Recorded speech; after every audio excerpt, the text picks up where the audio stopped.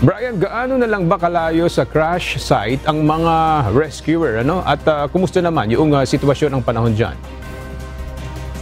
Ayon kay Kamalig Mayor Carlos Baldo na siyang tumatayong commander nitong isinasagawang search and rescue operation ng Cessna 340 na bumagsak nga dito sa Mayon Volcano, ay ayon sa kanya halos 1 kilometro na lang ang layo nitong mga rescuers dito sa kinaroroonan ng Cessna plane.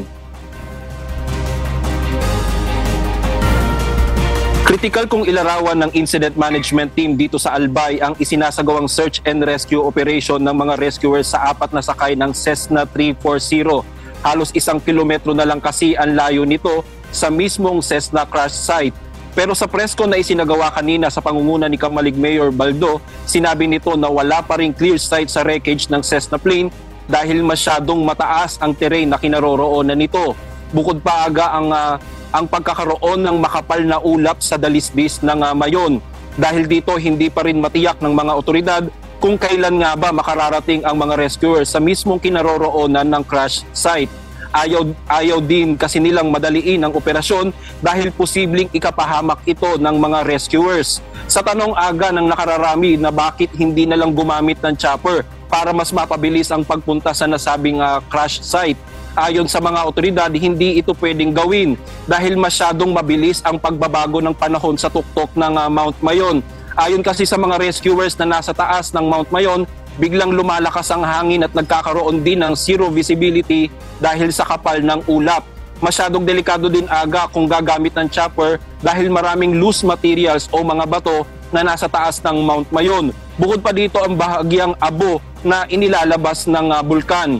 Sa ngayon, bagamat naka-full blast na ang isinasagawang search and rescue sa 4 na sakay ng Cessna 340, ay maingat pa rin pinaplano ng local government unit ng Kamalig at provincial government ng Albay ang pagdedesisyon sa isinasagawang operasyon dahil prioridad pa rin anya nila ang kaligtasan ng mga rescuers. Aga, kaninang umaga, yung sinasabing 1 kilometro na lang ang layo halos nitong mga rescuer na ito ay kanina itong alas 7 ng umaga aga. Kaya inaasahan nga na ngayong oras na ito ay mas malapit na ang kinaroroonan ng mga ito doon sa lugar kung saan bumagsak ang Cessna plane o Cessna 340.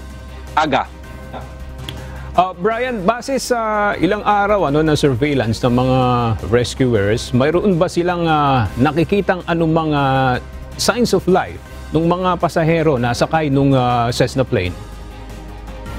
Oo, kanina aga tinanong din yan sa press con at wala pa nga silang tiyak na masagot dahil nga hanggang ngayon ay hindi pa naman nakakarating talaga yung ating mga rescuers na pumunta doon sa dalisdis ng Bulkan Mayon upang tingnan nga itong mga 4 na sakay ng Cessna 340. Kanina din aga na itanong kung makakarating ba ito ngayong araw. Ang sabi ni Mayor Baldo, kung hindi ngayon, bukas na sigurado makakarating yung ating mga rescuers aga. Maraming salamat, Brian Baldarahe.